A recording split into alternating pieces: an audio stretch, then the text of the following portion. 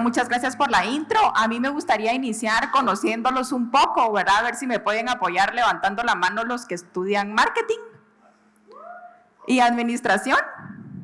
Excelente. Bueno, entonces a lo largo de la presentación vamos a ir haciendo algunos ejemplos, ¿verdad? La idea es que ya que ustedes tienen mucho de lo que es la teoría, podamos ir pasando esto a la práctica y cómo los datos nos pueden ayudar a poder ayudar a nuestras marcas o a nuestros propios emprendimientos a poder lograr los resultados. A ver quién de ustedes me ayuda a colaborar y quiere participar. ¿Qué es lo que piensan cuando escuchan en Data Science o saben qué es Data Science? ¿Algún voluntario?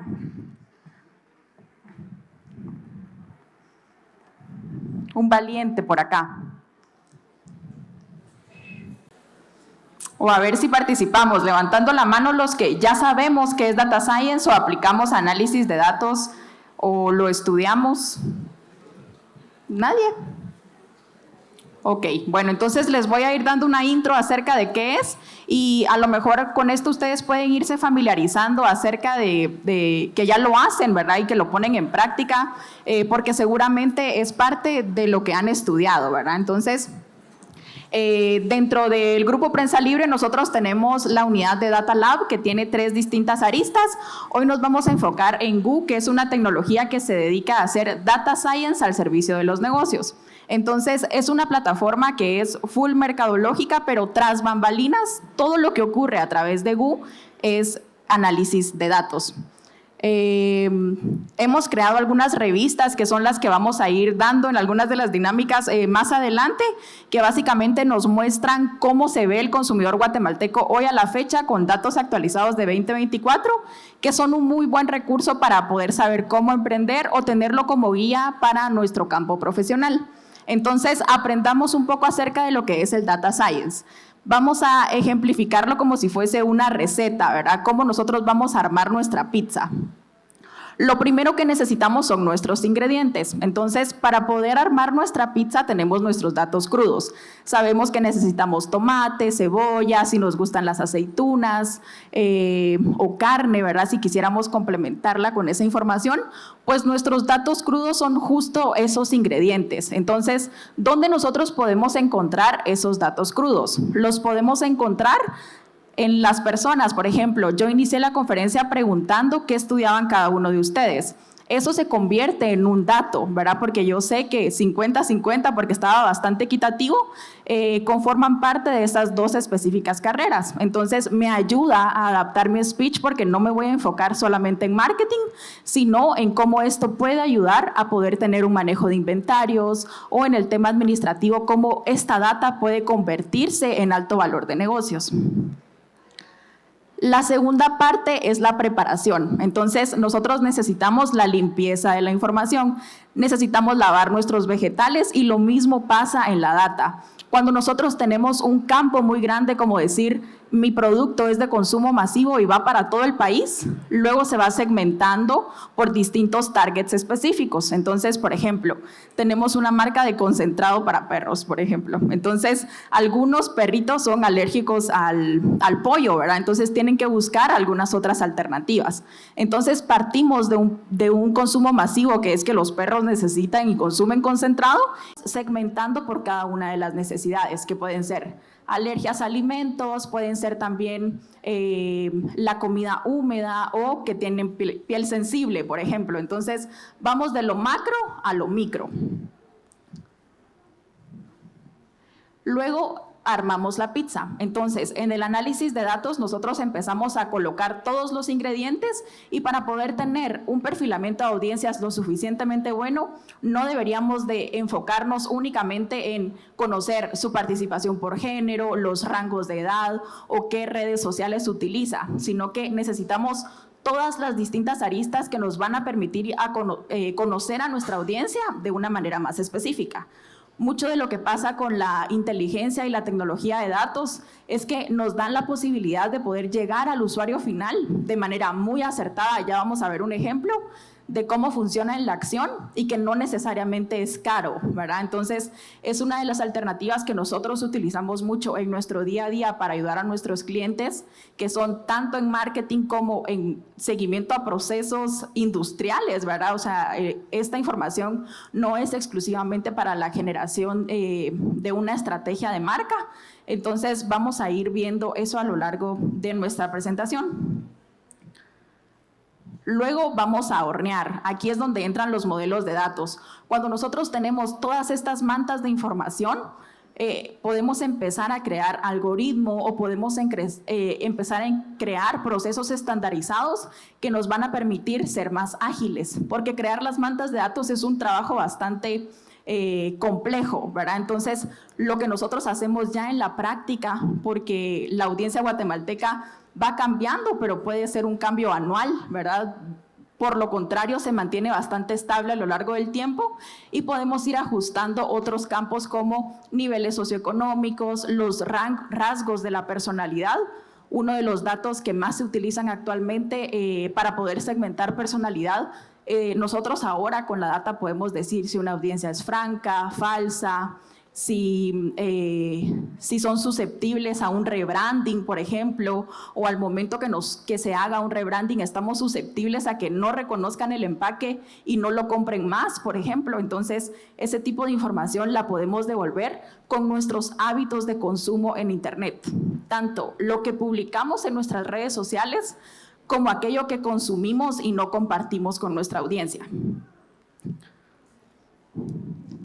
Ya en la última fase la pizza está lista, entonces empezamos a interpretar nuestros resultados, que es cuando llegan los famosos insights, ¿verdad? O cuando ya pasamos a la estructura de una estrategia de marca per se. Entonces, así se ve el proceso del data science. Empezamos con datos que están de forma individual y no entendemos muy bien cómo se conectan unos con otros y vamos segmentándolos, ¿verdad? Entonces, primero, hagamos de cuenta que todo lo que nosotros creamos en redes sociales por menciones individuales son estos puntitos que tenemos vacíos. Luego los categorizamos, entonces ya los vamos identificando con distintos colores. Entonces, a los que nos gusta la pizza margarita, los pusimos en azul, a los que les gustan las pizzas con carne, los pusimos en verde, y así sucesivamente. Entonces, va teniendo mayor claridad la información. Vamos creando como el Customer Journey, se puede decir. ¿Qué quiere decir eso? Que, por ejemplo, si a mí me gusta la margarita, pero también como las vegetarianas, ¿verdad? Como otra de las clasificaciones, o las que tienen pollo específicamente. Entonces, ¿qué quiere decir? Que no consumo solamente un producto, ¿verdad? Sino que puedo llegar a consumir varios. Luego, ¿cuáles son las bebidas con las que yo tengo mayor afinidad, etcétera? Entonces, con esos datos de consumo, nosotros podemos ir creando una ruta de consumo como tal y llegar al insight, que en este caso sería nuestro perfilamiento de consumidor. Entonces, ya que tenemos todo este contexto, vamos a poder responder a cómo se ve el consumidor guatemalteco a la fecha. Entonces, acá en la parte de abajo tenemos un ejemplo de cómo se va ensamblando una pizza, y lo que queremos hacer referencia acá es que si bien entendemos el proceso de preparación de la pizza completo, nosotros podemos ir generando accionables de negocio a lo largo de la historia. Está bien, ya lancé la marca de la pizza, tuve éxito, ¿verdad? Que de ahí a poder tener éxito es un paso bastante importante. Lo que viene después de esto es la etapa de mantenimiento, que es donde muchos de los que estudian marketing, cuando entren al área profesional, estarán específicamente enfocados en el mantenimiento de las marcas. Entonces, ¿qué es lo que pasa cuando nosotros estamos en esta fase? Empezamos a hacer estudios retroactivos. ¿Qué quiere decir? ¿Qué opina mi audiencia de la salsa? ¿O piensa que no les echo suficiente queso? Si una persona me coloca en redes sociales que no utilizo suficiente queso, está bien. Pero ¿qué pasa si 100 personas me lo comentan en el periodo de un mes? Entonces, toma mayor relevancia. Esa es la diferencia de poder ver las menciones uno a uno que ya verlas categorizadas. Entonces, justo ese es el data science. Principalmente y en la etapa inicial, verificamos los datos históricos para poder tomar decisiones ágiles que nos permitan mantenernos como líderes en nuestra industria. ¿Qué tipo de información es la que nosotros encontramos? Y mucho de esto es el día a día, lo que ustedes se van a llegar a topar, o quienes ya trabajen, pues se encuentran en una agencia de marketing o en una fase de emprendimiento, ¿verdad? Tenemos 3 distintas menciones que se generan en Internet. 3 horas atrapada en el tráfico, como siempre. Para comprar una casa tendría que haber ahorrado desde kinder.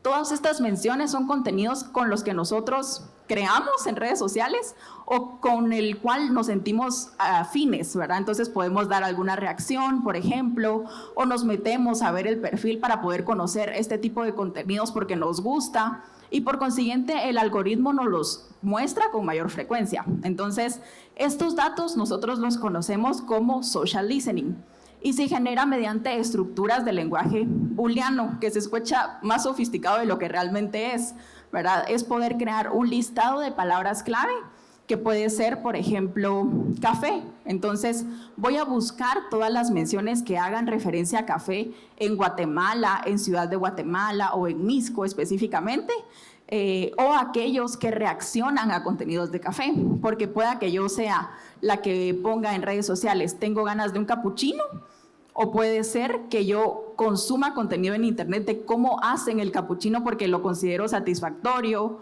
o cómo hacer un capuchino porque acabo de comprar mi máquina, por ejemplo. Entonces, son hábitos de consumo distintos que van atados siempre a un mismo tema conversacional, que es café.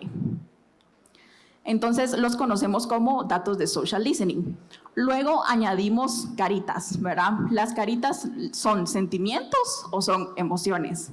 Entonces, podemos definir que el de 3 horas atrapados en el tráfico es un contenido negativo porque a nadie le gusta estar atrapado en el tráfico.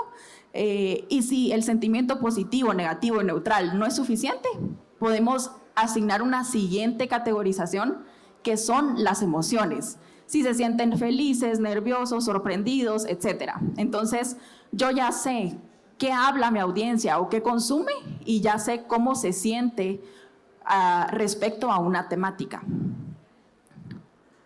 Otras de las fuentes que nosotros utilizamos y que existen en Guatemala, porque ese es uno de los elementos muy importantes, ¿verdad? Puede que en Sudamérica exista mucha información disponible o en Estados Unidos, ¿verdad? O en el sector europeo, pero nosotros en Guatemala necesitamos apalancarnos de las herramientas que se actualicen con mayor agilidad para poder prescindir de lo que es un censo, ¿verdad? O una encuesta 1 a 1 en persona que sale carísimo, ¿verdad? Entonces, ¿cuáles son las fuentes de datos que nosotros podemos visitar y que es importante que ustedes sepan que existen?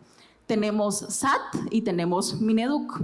SAT actualiza sus bases de datos una vez al mes. Entonces, ¿qué datos podríamos encontrar en SAT? Pues podríamos encontrar cómo se mueve el dinero en nuestro país. Hay un índice muy importante que es el IPC, el índice de precios al consumidor, que básicamente lo que hace es que audita y nos puede dar las inferencias de inflación o deflación para cada uno de los productos que nosotros consumimos primordialmente en nuestro país. Por ejemplo, carnes. En el tema de carnes vamos a utilizar el pollo. Nos dice cuánto cuesta un pollo entero, cuánto cuesta una libra, cuánto cuesta un ala, una pierna, sin piel, con piel, etc. Entonces va de muy macro, que es carnes, hasta poder encontrar el precio de una pieza con algunas características específicas. Entonces, si nosotros nos dedicáramos a esta industria de comida rápida y nuestro producto principal fuese el pollo, a mí sí me interesaría poder tener esa información para saber cómo va a ir cambiando o a un nivel administrativo, si yo debería de modificar mis precios o cómo puedo sobreponerme ante el mercado. Y el Mineduc habla más de temas culturales o sociales que nosotros tenemos en nuestra audiencia. Por ejemplo, cómo van estudiando, ¿verdad? ¿Cuáles son los desertores? ¿Quiénes en cuarto primaria dejan de estudiar y vuelven 5 años después? ¿Cuántas adolescentes salen embarazadas en carrera, por ejemplo? Que son elementos que a lo mejor nosotros los podemos utilizar mucho en redes sociales con un contexto distinto, pero a nivel negocio es algo muy importante y sociocultural que pasa en nuestro país y que nosotros tenemos que tener en cuenta para poder ser previsorios en 5 años más adelante, ¿verdad? Porque nos impacta. Y también utilizamos GU, que GU básicamente primero nos ayuda a centralizar toda nuestra información, pero tenemos algoritmos que nos permiten reconocer, en este caso, datos de personalidad. En personalidad nosotros utilizamos el algoritmo de IBM Watson, que lo que hace es que nos ayuda a modelar a nuestra audiencia en las 5 dimensiones primarias que pueden ser atribuidas a un ser humano. Entonces podemos saber si son abiertos al cambio, si es una audiencia neurótica, que ese segmento es uno de los que nos ayuda muchísimo a poder cuidar la reputación de nuestras marcas. ¿Por qué? Porque lo que hace es saber qué es lo que pasa cuando nosotros nos quejamos en redes sociales o estamos en el punto de venta. Cuando nos llevan mal nuestro platillo, ¿somos de los que nos quedamos callados y simplemente sabemos que no vamos a volver? ¿O somos a los que se nos quita el hambre y ya no queremos nada y solo queremos cambiarnos de restaurante? Los que pedimos el libro de quejas, los que nos quejamos después por redes, y queremos una devolución de nuestro dinero, o si simplemente queremos comunicarlo para que el restaurante mejore ese aspecto porque nos gusta mucho el restaurante y lo volveremos a consumir, por ejemplo. Entonces, ese tipo de datos van ensanchando cómo nosotros analizamos nuestra audiencia a la fecha. Pues hay más alternativas de las que teníamos hace algunos años. Entonces, estos datos son muy valiosos separados y vale la pena que nosotros los tengamos en la mira y que por consiguiente sepamos que existen, ¿verdad? Pero tienen muchísimo más valor cuando nosotros los podemos unificar. Y ahí entran las tecnologías de tipo open source, como lo es GU, o tecnologías de tipo SaaS, que se llaman SaaS porque es el Software as a Service, entonces ayuda muchísimo a centralizar datos sin quitar la personalización. Entonces se utiliza mucho también en campos administrativos. Listo. Lo que tenemos ahorita en pantalla son los principales rubros de gasto que utiliza SAT para poder saber cómo nosotros invertimos nuestro dinero en el país. Entonces, como les estaba diciendo, son datos que se generan mes a mes y es tal vez la data más actualizada y fuente principal de valor que nosotros vemos al momento que necesitamos tomar decisiones. Hay una categoría que se llama otros, ¿verdad? Donde encontramos todos aquellos que no están acá. Realmente es una categorización bastante completa, ¿verdad? Y también incluye servicios de alojamiento, seguros y servicios financieros que normalmente no son productos que se utilizan como para consumidor final. Entonces, si bien no vamos a saber quién gastó en qué cosa en el mes, sí vamos a poder censar esa información.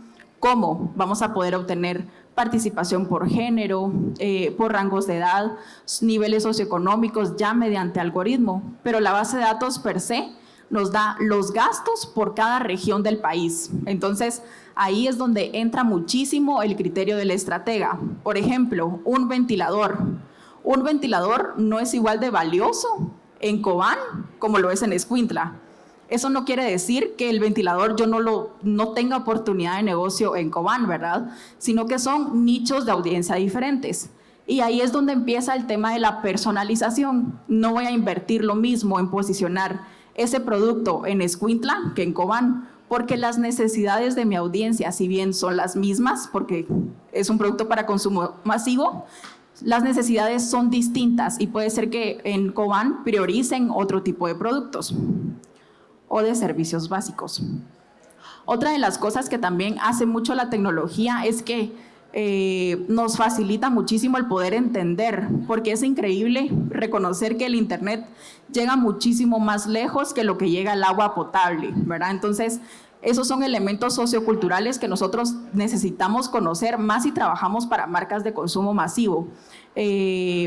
Porque hay usuarios, ¿verdad? Que no solamente es como funciona en el casco urbano, sino aldeas muy lejanas, ¿verdad? Que tienen que caminar hora y media para poder ir a la escuela, por ejemplo, que es una realidad de nuestro país de la que nosotros tenemos que tener muchísimo contexto cuando creamos productos o buscamos diversificarlos, ¿verdad?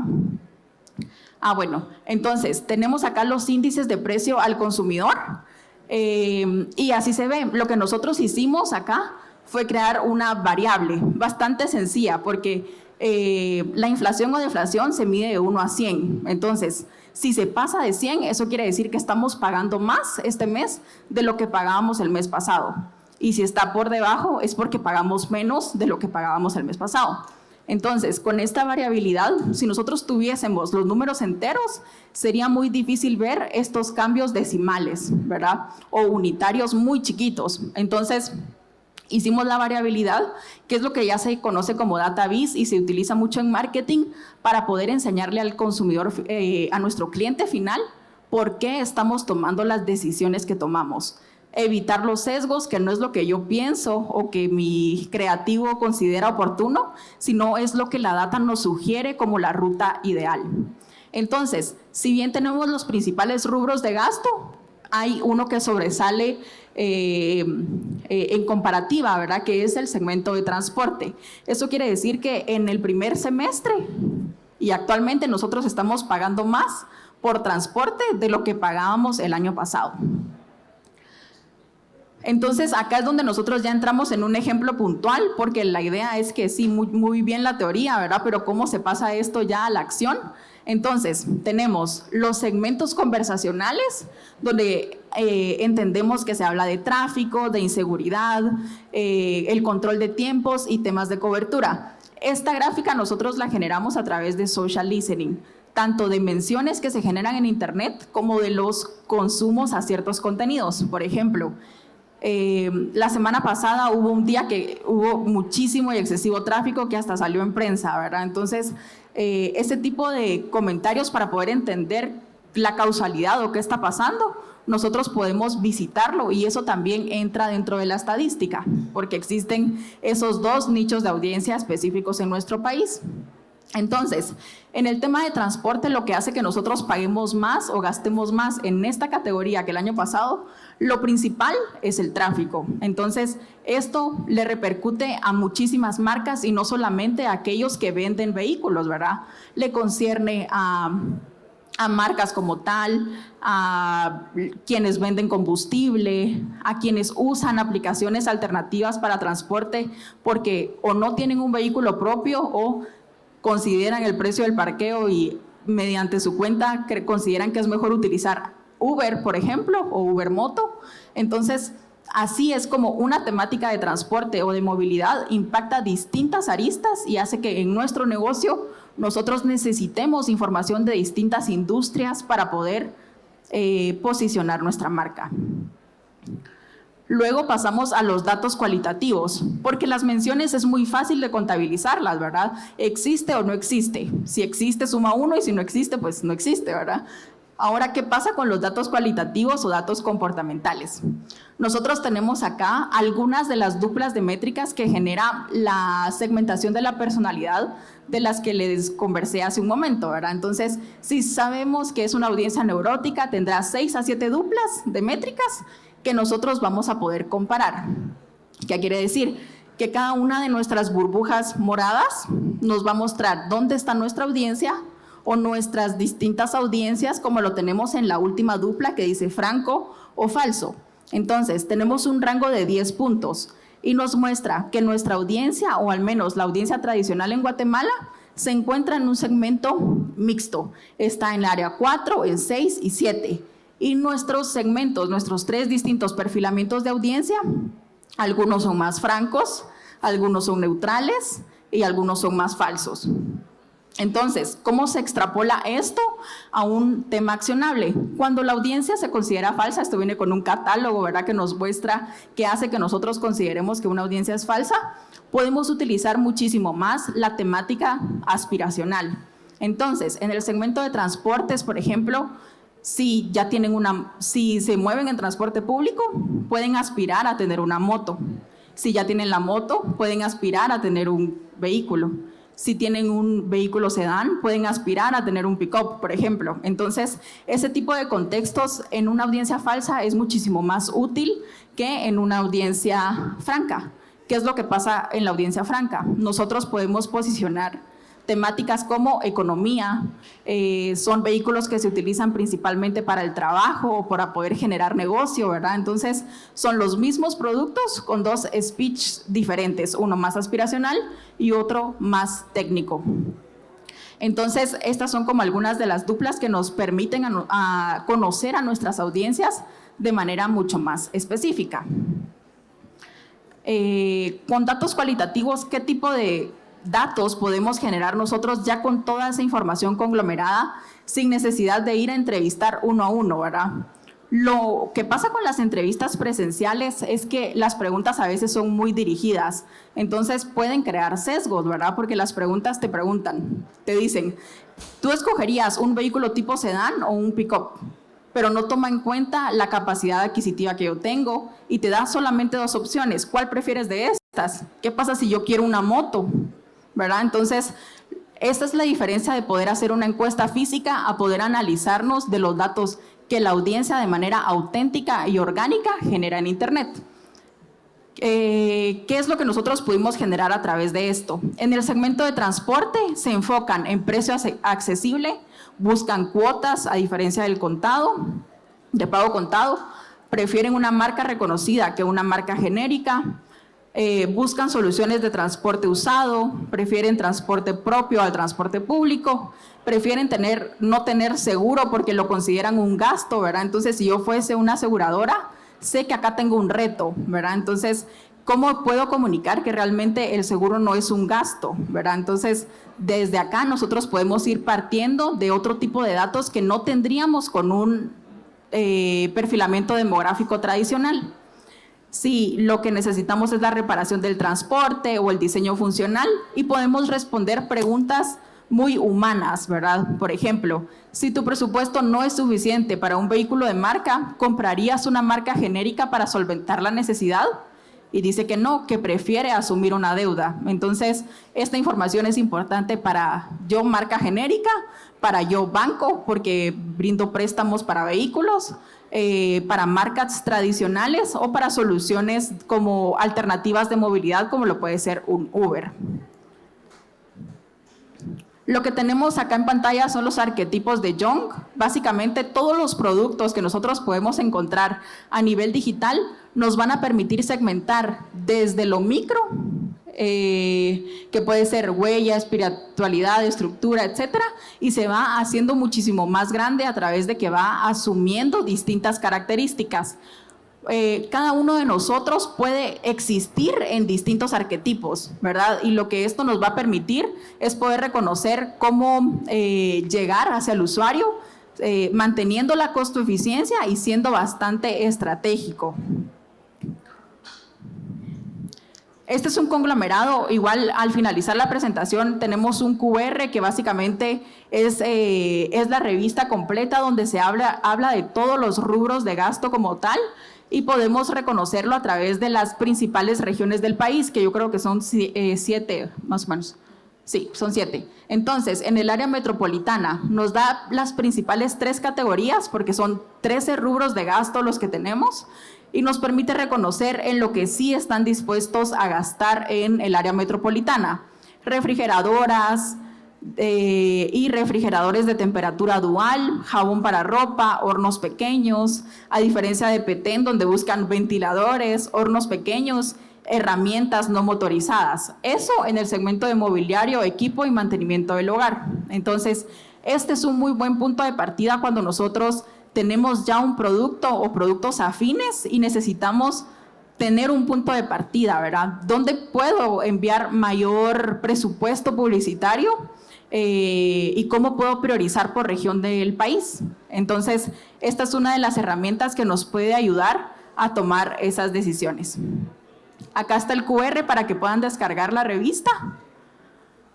Si bien conversamos ahorita un poquito acerca de lo que es transporte, dentro de la revista están los distintos rubros de gasto. Realmente es un análisis, es un reporte con datos cuantitativos y cualitativos, lo que van a poder encontrar ahí. Realmente es un recurso que a ustedes les puede ayudar para estudiar o para su campo laboral.